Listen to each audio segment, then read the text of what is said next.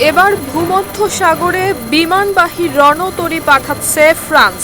এর মধ্য দিয়ে ইরান ইসরায়েল যুক্তরাষ্ট্র যুদ্ধের সরাসরি অংশ নিচ্ছে দেশটি। ফ্রান্সের প্রেসিডেন্ট ইমানুয়েল ম্যাক্রো জানিয়েছেন, ফরাসি নৌবাহিনীর প্রধান রণতরী চার্লস দ্য গলকে ভূমধ্য সাগরে মোতায়েনের নির্দেশ দেওয়া হয়েছে।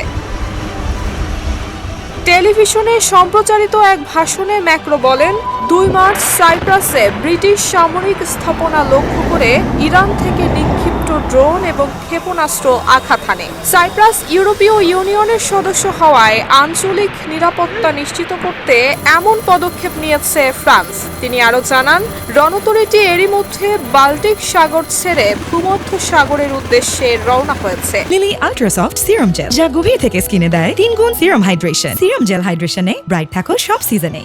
কয়েক সপ্তাহের উত্তেজনা হুমকির পর 28 ফেব্রুয়ারি ইরানের সামরিক অভিযান শুরু করে যুক্তরাষ্ট্র ইসরায়েল। রাজধানী তেহরান সহ বিভিন্ন শহরে ক্ষেপণাস্ত্র হামলায় নিহত হন হাজারো মানুষ। নিহত হন দেশটির সর্বোচ্চ নেতা আয়াতুল্লাহ আলী খামেনি। এর জবাবে মধ্যপ্রাচ্যে মার্কিন স্থাপনা লক্ষ্য করে পাল্টা হামলা চালায় তেহরান।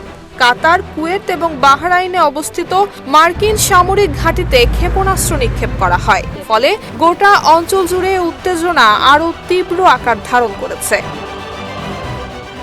নুসরাত জাহান মেহেক, ঢাকা পোস্ট।